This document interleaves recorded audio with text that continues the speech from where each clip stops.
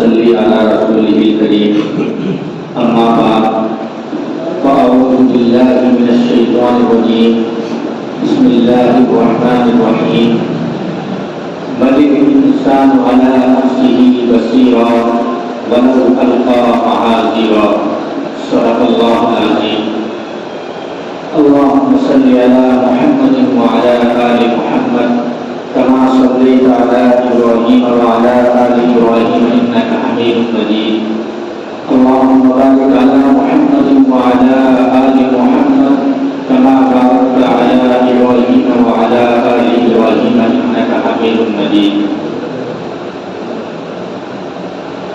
جیسے پیڑ کو اپنے پھل اور پتوں کا معلوم نہیں ہوتا، ایسے ہی انسان کو اپنے گناہوں کے بارے میں معلومات نہیں ہوتی. انسان گناہ کرتا رہتا ہے، اس کو معلوم تک نہیں ہوتا کہ میں نے گناہ کر لیا. ہم اپنی اصلاح کیسے کریں، گناہوں سے چھٹکارا کیسے پائے، اس کے 4 طریقے ہیں. پہلا طریقہ یہ ہے کہ اپنے ہاتھ کو کسی اللہ والے کے ہاتھ میں دے دیجیے. اللہ والے آپ کی اصلاح کریں گے، وہ آپ کو بتائیں گے کہ اس عمل سے تکبر ظاہر ہو رہا ہے، اس عمل سے ریا دکھائی دے رہی ہے، اس عمل سے فلاں بیماری کی نشانی ظاہر ہو رہی ہے. تو اللہ والے ہمیں ایسی تربیت دیتے ہیں کہ ہمارا گناہوں سے بچنا آسان ہو جاتا ہے، ہماری اصلاح آسان ہو جاتی ہے. جو اللہ حج بیت اللہ گئے ہیں ان کو شاید یہ بات معلوم ہوگی. جیسے ہی عرفات کی میدان کی طرف جاتے ہیں تو ہر بس کے ساتھ ایک مرشد ہوتا ہے. جب تک مرشد نہیں آتا بس روانہ نہیں ہوتی. اب مرشد کون ہوتا ہے؟ مرشد وہ ہوتا ہے جس کو راستہ معلوم ہوتا ہے. اب حج کے موقع پر کون سا راستہ بند ہے، کون سا راستہ چالو ہے، اس کو معلوم رہتا ہے. اب وہ جو ہے مرشد، وہ لوگ عربی لوگ اس کو مرشد کہتے ہیں، راستہ دکھانے والے کو. اب وہ ایک خیمے سے دوسرے خیمے تک بآسانی بس کو پہنچا دیتا ہے. تو ہماری زبان میں بھی مرشد اس کو کہتے ہیں جو اللہ تک پہنچا دیتا ہے، اللہ تک پہنچنے کا راستہ بتا دیتا ہے. خود اللہ تک پہنچ چکا ہو وہ اپنے مرید کا ہاتھ پکڑتا ہے اور ہاتھ پکڑ کر بآسانی اس کو اللہ کی منزل تک پہنچا دیتا ہے. اب ہر انسان کو اپنی اصلاح کرنی چاہیے. اصلاح اگر ہم خود اپنی نہیں کر سکتے، شیطان بہکاوے میں دلاسے میں ہمیں ڈال دیتا ہے کہ ہم اپنی اصلاح خود کر لیں گے، ہم پڑھے لکھے ہیں. انسان اپنی اصلاح نہیں کر سکتا. اگر اپنی اصلاح کر سکتا تو گناہوں کے گڑھے میں نہ جاتا. اب اللہ والے ہی ہمیں بتا سکتے ہیں کیسے ہماری اصلاح ہوگی. بستانی رحمۃ اللہ علیہ کے ایک مرید تھے. اب وہ روزانہ رات کو خواب میں جنت کے نظارے کرتے تھے. لوگوں کو بتاتے کہ میں جنت روزانہ جنت دیکھتا ہوں، میں بتانے والا ہوں، اللہ کی خصوصی نظریں ہیں مجھ پر. تو باعث رحمۃ اللہ علیہ کو بھی خبر ہوئی. جیسے ہی وہ حضرت کے پاس آئے مرید تو حضرت ان سے کہنے لگے کہ حضرت میں تو روزانہ خوابوں میں جنت کو دیکھتا ہوں، اللہ کا خصوصی کرم ہے مجھ پر، خصوصی رحمتیں ہیں. تو حضرت کو اللہ والے نے کہنے لگے شیطان اس کے دل میں خود پسندی پیدا کرنا چاہتا ہے، اور اگر اس کے دل میں خود پسندی پیدا ہو گئی یہ برباد ہو جائے گا. تو حضرت کہنے لگے کہ جب دوبارہ آپ جنت دیکھو تو لا حول ولا قوت الا باللہ کر لینا. تو یہ بات سن کر حضرت کی مرید کو جلن ہوئی، حسد ہوا کہ حضرت ایسا کہہ رہے ہیں. تو جیسے حضرت نے کہا جاؤ ہو گئے، اور رات کو پھر وہی جنت کا نظارہ، وہاں کی نعمتیں اچانک اس کو خواب میں یہ بات ذہن میں آ گئی کہ حضرت نے مجھے بتایا تھا کہ جب ایسا نظارہ دیکھے تو لا حول ولا قوت الا باللہ پڑھ لینا. تو اس نے لا حول ولا قوت الا باللہ پڑھا, سارا منظر غائب ہو گیا. وہ شیطان دیکھنا رہا تھا. تو حضرت کی تربیت نے اس کو شیطان کے مکر و فریب سے بچا لیا. اس لیے ہمیں بھی کسی اللہ والے کے ہاتھ میں اپنا ہاتھ دے دینا چاہیے, اس سے ہماری اصلاح آسان ہو جائے گی. یہ پہلا رستہ ہے. دوسرا طریقہ یہ ہے کہ اپنی دوستی, اپنا اٹھنا بیٹھنا اللہ والوں کے ساتھ رکھو. جب ہماری دوستی, ہمارا بیٹھنا اٹھنا اللہ والوں کے ساتھ رہے گا تو وہ آپ کو دین کی طرف کھینچتے رہیں گے کہ بھائی آپ نے نماز نہیں پڑھی, نماز ہمیں دکھائی نہیں دی, تو اس کو نماز پڑھنے کا شوق ہو جائے گا. یا ایھا الذین آمنوا اتقوا اللہ وکونوا مع الصادقین, اے ایمان والو اللہ سے ڈرو اور سچے لوگوں کے ساتھ رہو. اگر ہم اچھے اور سچے لوگوں کے ساتھ رہیں گے تو اس سے ہماری اصلاح ہوتی رہے گی. آپ صلی اللہ علیہ وسلم بھی اللہ تبارک و تعالیٰ نے تربیت کی اور آپ صلی اللہ علیہ وسلم نے صحابہ کرام کی تربیت کی. ایک مرتبہ حضرت عمر رضی اللہ عنہ امیر المؤمنین تھے, جمعہ کی نماز پڑھانے کے لیے تشریف لے آئے.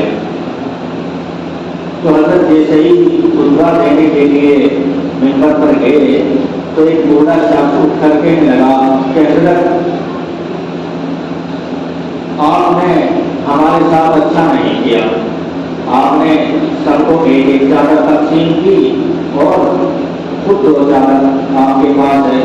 تو حضرت نے حضرت عمر رضی اللہ عنہ نے غصہ نہیں کیا, کہنے لگے مجمع میں حضرت عمر کے بیٹے بیٹھے ہوئے تھے, حضرت عبداللہ, تو کہنے لگے بھائی کھڑے ہو کر بتاؤ. تو حضرت عمر کے بیٹے کہنے لگے کہ بھائی ایک دن میری چادر تھی, میں نے وہ چادر دی تو میں نے اپنے والد کو دے دی, اس لیے ان کے پاس 2 چادریں ہو گئی.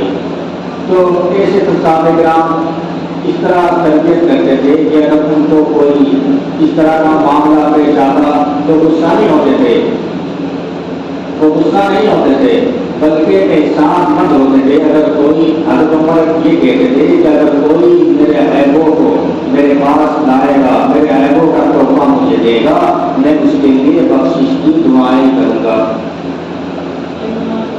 ایک مرتبہ حضرت عمر رضی اللہ عنہ نے ایک گورنر کا انتخاب کیا. شام کا ایک شہر تھا حمل, وہاں ایک گورنر بنا دیا حضرت سعید رضی اللہ عنہ کو. تو جس کو حضرت عمر گورنر بناتے تھے تو اس کی رپورٹ لینے جایا کرتے تھے. حضرت عمر وہاں گئے اور لوگوں سے پوچھا کہ بھائی گورنر صاحب کیسا کام کر رہے ہیں. لوگوں نے کہا بہت اچھا کام کر رہے ہیں, ہم ان کی تعریف کا حق ادا نہیں کر سکتے, لیکن 3 باتیں ایسی ہیں وہاں اچھی نہیں لگتی, کہ بتاؤ کون سی 3 باتیں ہیں.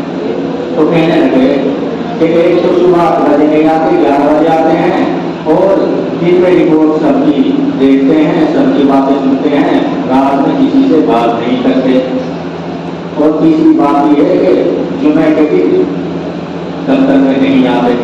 تو حضرت عمر نے حضرت سعید سے ملاقات ہونے کے بعد معلوم کیا کہ اس طرح کی رپورٹیں میرے پاس آئی ہے, آپ یہ بتائیے آپ ایسا کیوں کرتے ہیں, صبح کو 8 بجے کیوں نہیں آتے, 11 بجے کیوں آتے ہیں. تو حضرت کہنے لگے کہ حضرت میں گورنر ہونے کے باوجود میرے پاس کوئی خادم نہیں ہے, صبح ناشتہ تیار کرتا ہوں, کھانا تیار کرتا ہوں, گھر کا پوچھا کرتا ہوں, گھر کے کام کاج کرتا ہوں, اس میں مجھے وقت لگ جاتا ہے, اس لیے میں 11 بجے آفس پہنچتا ہوں. کہ راتوں کو لوگوں کی باتیں کیوں نہیں سنتے.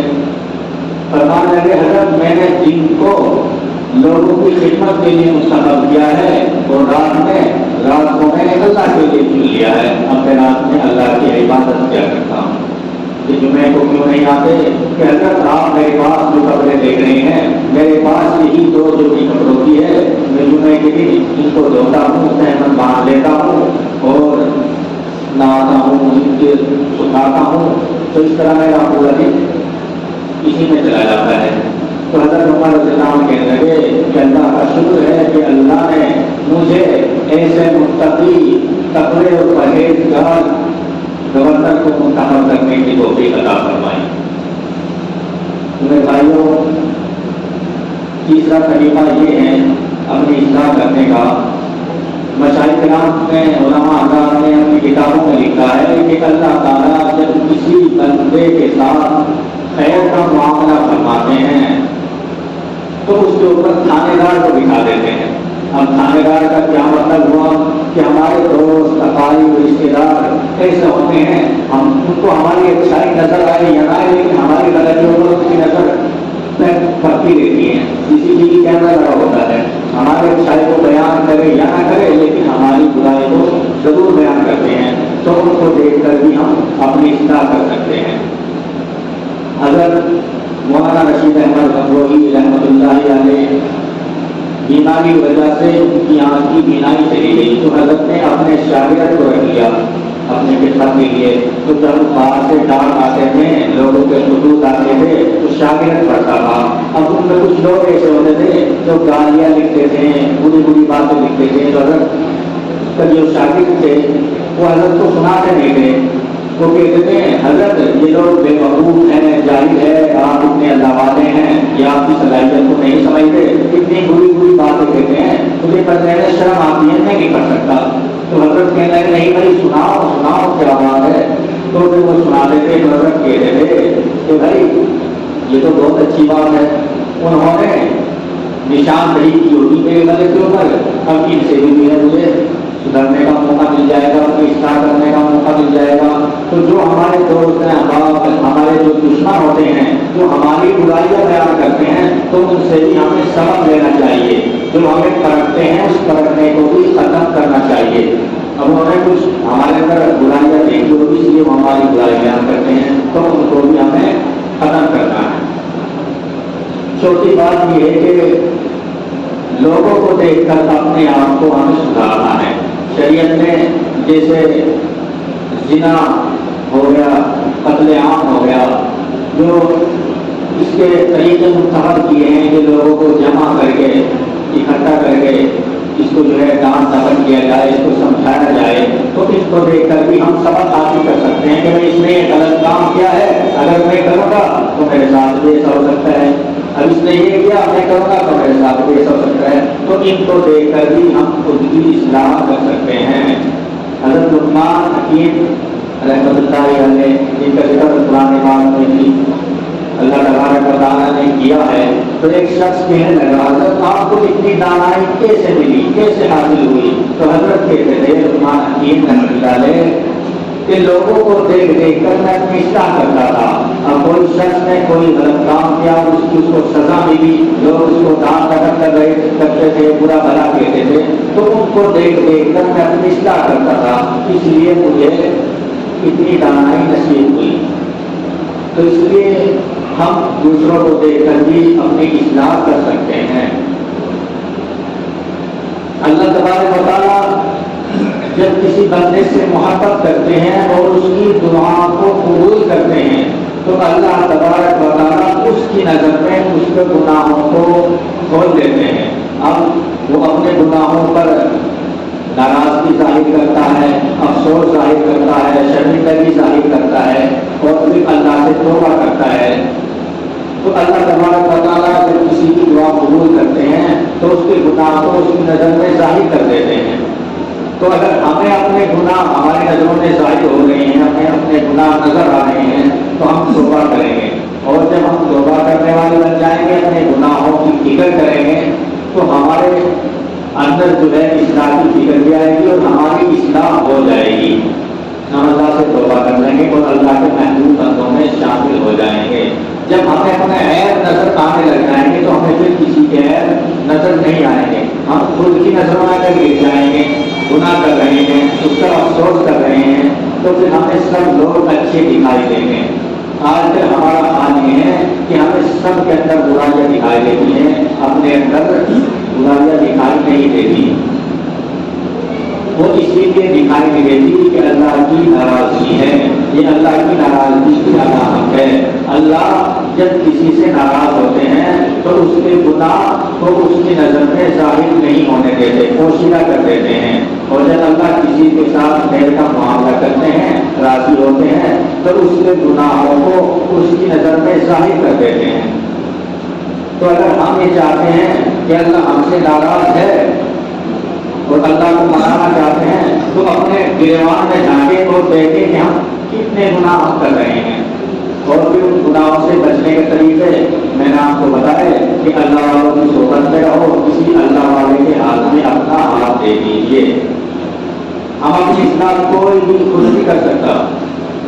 اگر ہم اپنی اصلاح خود کر سکتے تو آج یہ دن دیکھ کر مجھ ملتے جو ہم دیکھ رہے ہیں، یہ جو حالات ہم پر گزر رہے ہیں، تو آپ حضرات سے گزارش ہے کہ اپنی بھی اصلاح کرے اور اپنے ساتھ ساتھ سب کی اصلاح کی فکر بھی رکھے۔ الہ العالمین ہمیں اپنی اصلاح کرنے کی توفیق عطا فرمائے اور اپنے محبوب بندوں میں ہمیں شامل فرمائے، اپنا ڈر اپنا خوف ہمارے دلوں میں پیدا فرمائے اور اپنی محبت ہمارے دلوں میں پیدا فرمائے۔ وما علینا الا البلاغ۔